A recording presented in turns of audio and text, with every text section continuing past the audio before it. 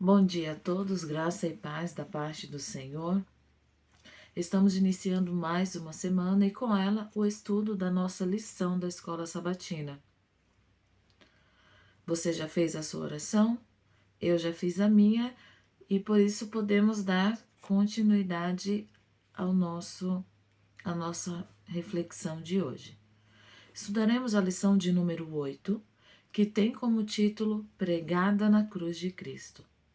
Na verdade, é uma continuação da lição que estudamos na semana anterior. Na semana passada, sabemos que pela palavra de Deus existiam duas leis: a lei moral dos 10 mandamentos e a lei cerimonial.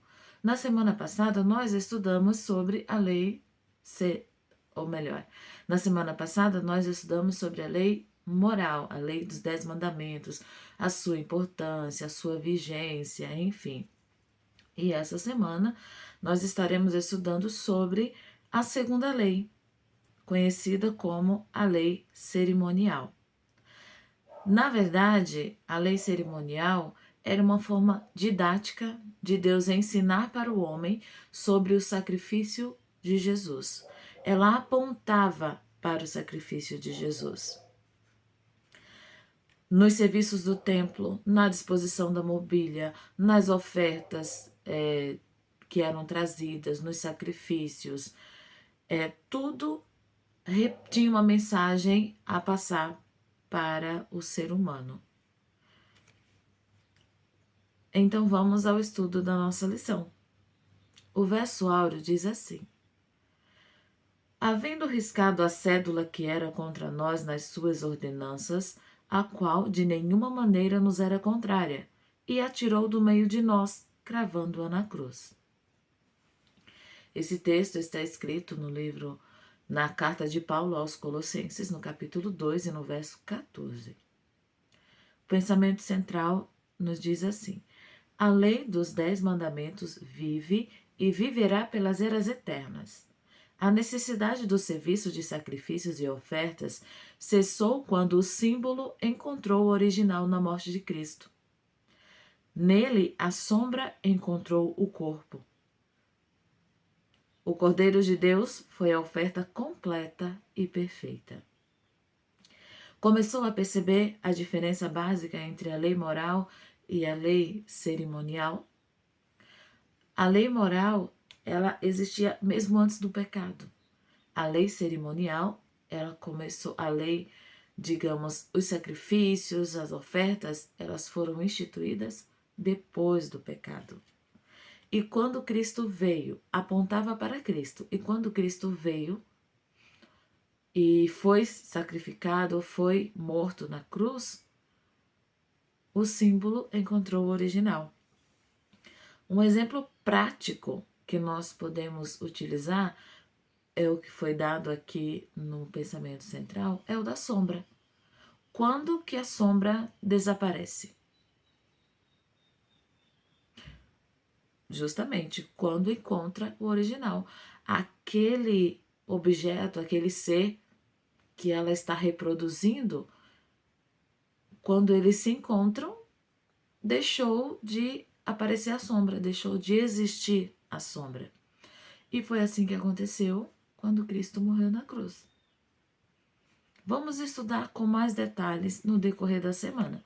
Por isso, você não pode perder nenhum dos vídeos, tá bom? Vamos ao primeiro tópico, que fala sobre outra lei. A pergunta A nos diz assim: como a Bíblia descreve uma lei que era contrária a nós, a qual foi pregada na cruz? Vamos repetir o texto de Colossenses 2,14, que é o 2,14, que é o verso áureo. Havendo riscado a cédula que era contra nós nas suas ordenanças, a qual de alguma maneira nos era contrária, e atirou do meio de nós, cravando-a na cruz. E Efésios 2,15. Na sua carne desfez a inimizade, isto é, a lei dos mandamentos, que consistia em ordenanças para criar em si mesmo dos dois um novo homem, fazendo a paz.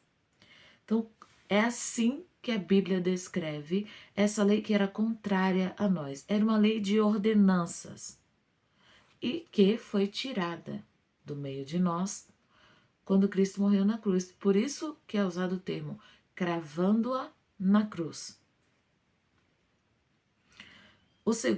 A segunda parte da pergunta A diz assim: visto que os princípios dos 10 mandamentos já existiam na perfeição do Éden, como sabemos que essa descrição não se refere a essa outra lei? E viu Deus tudo o que tinha feito, Gênesis 1:31. E eis que era muito bom. E foi tarde de manhã, o dia sexto. Como é que a gente sabe que os princípios dos 10 mandamentos já existiam? E como sabemos que essa descrição não se refere a outra lei? A descrição de Colossenses e de Efésios sobre a lei das ordenanças. Como sabemos que essa descrição não se refere a outra lei? Porque essa outra lei, ela foi instituída lá no Éden, antes do pecado. E como que a gente sabia que existia lei lá no Éden? Porque se não houvesse lei, não haveria transgressão. A gente só sabe que uma coisa é errado porque há uma restrição. Podemos tomar como exemplo a lei de trânsito. Por que que eu sei que eu não devo ultrapassar um sinal vermelho? Porque a lei diz que o vermelho é o sinal que eu devo parar. Então, lá no Éden existia uma regra, existia uma lei, e quando foi quebrada, surgiu o pecado, certo? Então, assim, só há transgressão se houver lei. Se não houver lei, não tem pecado. E lá no Éden era tudo bom, era tudo perfeito. Não havia necessidade de sacrifícios, de ordenanças. Não, porque não havia pecado ainda, infelizmente. Vamos seguir. A pergunta B nos diz assim: quais são alguns itens específicos contidos nessa lei de ordenanças? Continuando o texto de Colossenses 2, nós vamos encontrar a seguinte expressão: portanto, ninguém vos julgue pelo comer, ou pelo beber, ou por causa dos dias de festa, ou da lua nova, ou dos sábados, tais como não toques, não proves, não manuseis. Então, a lei cerimonial, ela trazia itens específicos sobre a forma como os israelitas iriam se apresentar, iriam proceder. Não toques, não proves, não manuseis. Trazia também orientações específicas sobre questões de higiene, sobre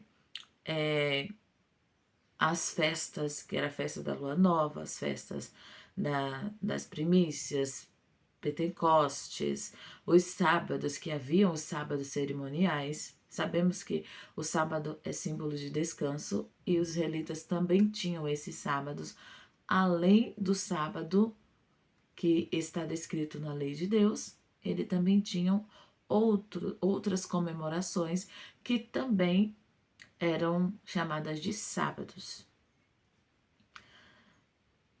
E a continuação da pergunta é: esses sábados e outras leis estão ligados à lei moral original dada na criação ou são sombras de um evento que ocorreria no futuro depois que esses elementos foram concedidos? Aí a continuação do texto que nós lemos ainda há pouco é: que são sombras das coisas futuras, mas o corpo é de Cristo. Colossenses 2,17. Então, essa lei que estava contida de ordenanças, de especificações claras quanto ao que comer, ao que beber, ao que não deviam tocar, a como deviam